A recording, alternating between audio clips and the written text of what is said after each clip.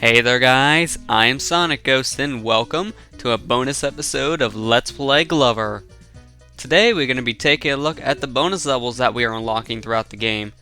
And as you see here on the main menu, if we go over to the file we used during this playthrough, it says that it's 80% completed. That's because these bonus levels take up 20% of your completion. So if you want the true 100% in this game, you do need to beat the bonus levels and collect all their Garabs. But you don't get anything for it. This is why that I'm showing all the bonus levels in a bonus episode instead of having this in like the finale of Glover, because it's not very necessary. It really isn't. But if you look up here, you see that there's a little question mark. Once we collect all the Garabs, that thing will turn to a star just like all the other levels. And that little Mr. Tip next to the door of each bonus level will tell you you need to collect all the Garabs first in order to get in. But you also might be noticing a little bit of an inconsistency in my life count. That's because some of these bonus levels, mainly the one here and then the one in the prehistoric level, I actually had to go back to. Because, well, for one, I keep on whacking things today. I mean, first I whacked my desk, and then I whacked my earphones here because I'm trying to itch the back of my head. But besides the point, where was I going with this? Oh yeah, I had to actually come back to these levels because, well, for one, like I said earlier, to get the 100% you actually need to collect all the Garabs in these mini games. So I had to actually go back to some of these games that I didn't collect all the Garabs with, this being one of them. And in my opinion, this bonus level in here is by far the hardest bonus level in the whole entire game. It's just, ugh. That's the best way I can describe it. Just a big groan. Because basically, you're playing a butchered version of Frogger here.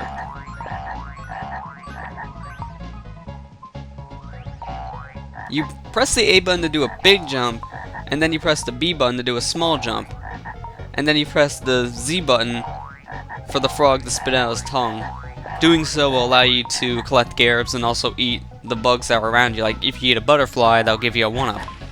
But the controls on this thing is so wonky. I mean, ugh.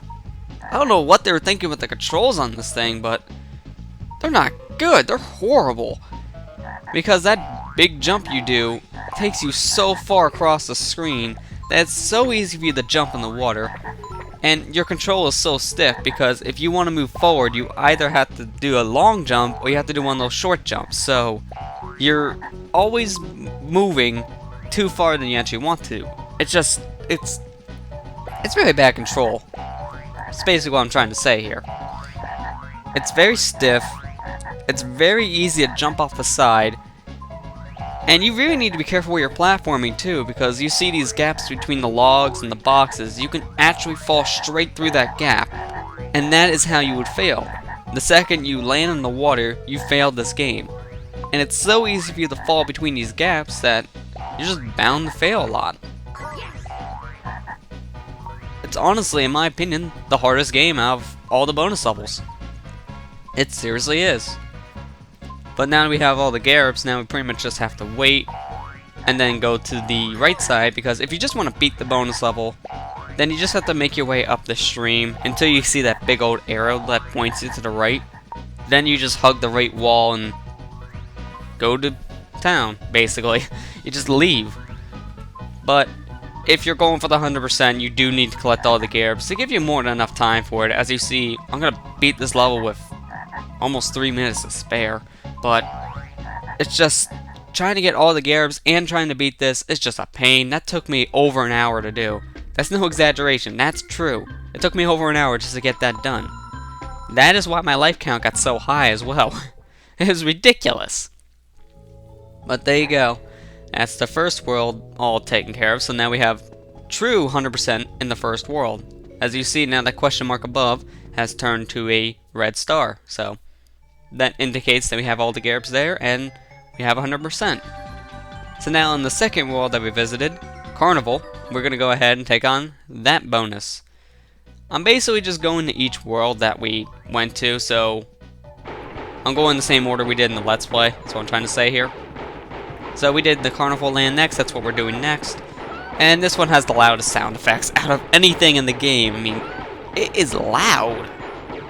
It really is. The second you shoot off one of your projectiles here, which ranges from your ball to those roosters to the inflatable pigs. But the second you shoot your cannon, it just gets so loud, so you might want to turn down your TV when playing this bonus level. But what I recommend doing this bonus is just go for all the Garbs first. Then after you get all the Garbs, just aim for the cards and knock them all down.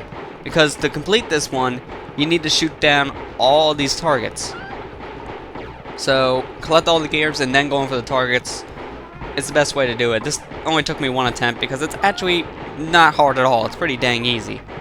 Those cards will come back up after some time, so just make sure that you're continuously hitting them, which is why I recommend going for the Garbs first. And as you see also on the bottom screen there, it tells you how many shots you fired compared to how many of them actually were hitting the targets.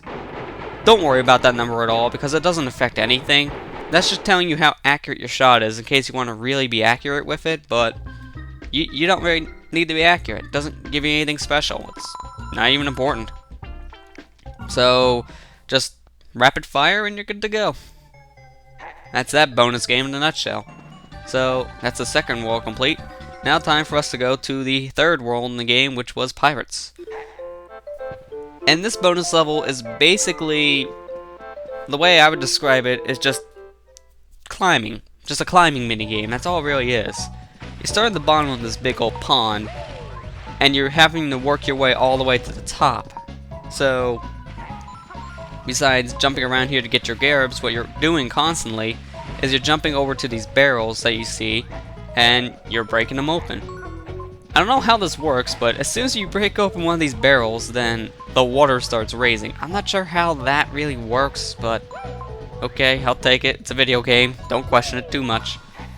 Once you start doing that, you lose your mind. But be careful in this bonus game because it is very easy for you to fall out of bounds too. Not only is it easy to, well, kind of screw up here and drop all the way to the bottom, which if you do, you gotta ride that current back up. So you really need to be careful where your ball is when you fall off, because if it's way too over to the side, then you're gonna have a really hard time trying to get back on that thing. So it's best to just kind of jump towards the barrels from the angles, because if you're like on the wall, it's better just to jump from the center over. So if you fail, you can just jump right back on your ball and not worry about it. But as I said earlier, it's also easy to fall out of bounds here, because if you get underneath one of these barrels when the water is raising, it will actually push you down. So in the first level of this water here, right before it raises, if you somehow manage to fall underneath that thing when the water starts to raise, it will push you through the wall and send you straight down to your death. That is the only way you can die in this game, going outside the boundary. Yet you can die by having your ball take too many hits, or you can die by taking too many hits yourself, but you can't really fall anywhere. Going out of bounds will kill you instantly. So be very careful of that. But besides that, this is actually a very easy little bonus here. It's just a testament of time. Because the timer on this is actually kind of tight, because you don't have too much time to screw around. You really need to keep on moving. And also, when the water is raising, you can technically go inside the barrel like I did there. That's how I got an extra life. I don't really recommend doing that because of the issue I just mentioned of those barrels can sometimes push you down. So it's not recommended to do.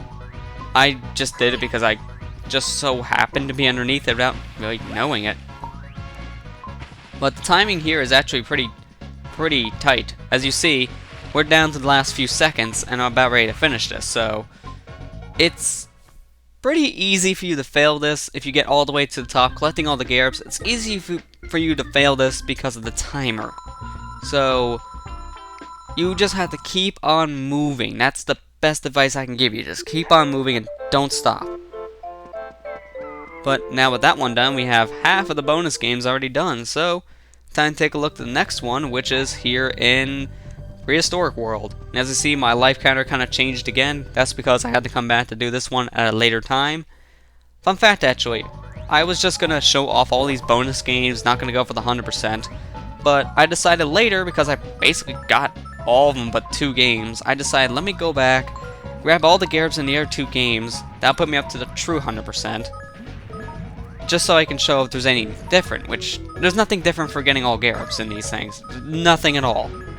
There's only one minor thing, and we'll see it when we're done with the last game, but it's nothing to be excited for. So it was kind of a waste to do this, but at the same time, it just felt good to be able to 100% the game truly. So I'm glad I did that at the very least, but not really something I'll do again. This is probably one of the only times I'll ever do that, but in this game, you're basically being chased by lava, so you control the ball itself, press the A button, and that will make you jump with the ball, so the lower is basically the ball in that game. It's really hard to control when you first play it, but then after the first time, it's not that bad, surprisingly. But it's pretty simple. It's just trying to collect all the Garibs can take you a while. It's a lot of memorization. That's really how you'll be able to get that. It's a lot of memorization that goes into it, so just keep on playing the game, and you'll eventually get all the Garibs. But here in the Fortress of Fear, our bonus level is a maze. This maze actually reminds me a lot of Pac-Man, because the structure, besides whacking my hand on my desk again, I don't know how well I was picking up on the mic, but I can feel it. I can really feel it. But as I was trying to say before I get sidetracked with whacking my own hand, this maze is basically like a Pac-Man game. It really gives off that strong vibe. Being chased by ghosts, you have these little warp points that are in certain corners. Well, they're not even corners. They're on the very top, very bottom, the very sides of the map. Those will take you straight to the other side. So just like Pac-Man, you go to one edge of the screen, you come out the other. And this maze structure is very much like Pac-Man. So that's basically what they were going with the bonus game. They were trying to mimic the original Pac-Man, which they did succeed. Except my only complaint for it is the ghosts. These ghosts aren't like the ghost in Pac-Man. The ghost in Pac-Man, they had to follow the same path you would, but these ones, they can phase through walls, so you can be on the other side of a wall, and then the ghost can come straight for you because he goes straight through the wall and then attacks you. So your first time, you might get hit a couple times because of that issue, but it's not as bad as it sounds once you realize these guys can go through walls. Just try to maneuver around them a little more and you should be safe. But that's the maze for you. Pretty easy, pretty self-explanatory. You don't have too much time though, so you gotta really move if you want to collect all the Garibs, but overall, pretty easy. But now it's time for our final bonus level, which is here and Out of This World. And this one is one of the more breather mini games, I would say, because, well, all you gotta do in this one is just fly around, collect all these Garibs, but they're so easy to collect, it doesn't really feel that much of a challenge. So to me, it's more the breather mini game. It just gives you a break from some of the other ones that are more difficult and take more time to complete. This one, you can do in your first try. They give you plenty of time for it. Give you more than enough of the power up, so you'll never run out. You just have to make sure that you pay attention to your meter, so you're not in midair and boom, it's gone. Because if that meter runs out when you're in midair, you'll fall straight to your death. Since you have normal control here, it's going to act like normal falling damage. That's not how I was intending to word it, but that works too. But yeah, the fall damage will still apply, so be very careful. Don't let this thing run out when you're at the very top, because you will die. So just be careful with that. The nice thing though I noticed about these bonus games, they don't take away your lives if you die. It just basically kicks you out, so you gotta do it again. Which can get annoying, but at the same time, it's better than losing lives, because if you get a game over in a bonus level, that would just feel really stupid. It's an extra part of the game, it's not required, and yet I die? Yeah, I wouldn't feel right, so it's a good thing that if you actually do die in these bonus games, it doesn't do anything to you, it's just a little slap on the wrist. But now with this little straight shot up, we'll have all the Garibs, so the final bonus game is all done. You can get hurt by those little spikes, and I'm pretty sure that ship flying around the bottom can hurt you as well, but I never got hit by it, so I can't really say for sure. But besides that, there's really no other obstacle besides your meter running out. Very easy. But there we go. That's the final bonus level, so all of them are complete with 100%. So now if we go back to the ending, which to do this, you can just go back in the cave and play the ending scene again, you get this screen in the end instead. It just says congratulations. That's all you get. Nothing else is different. Nothing. But if we go and check our file now, instead of saying 80%, it says 100% complete. So that's basically the bonus levels in a nutshell there. That also shows you what you get for 100% completion. Not worth it in my opinion. If you like to challenge yourself, go get all the Garibs, but don't go for all the Garibs in the bonus levels. They do absolutely nothing for you. At least the bonus levels were unlocked by getting all the Garibs in the main levels, but the Garibs in the bonus levels don't give you anything, so it's not worth it. I would not do it unless you want an extra challenge on yourself. But with that all said, I'm going to go ahead and end this here, so the next time we meet, we're going to be taking a look at the many different cheat codes available in the game. So with that, I'll see you guys next time.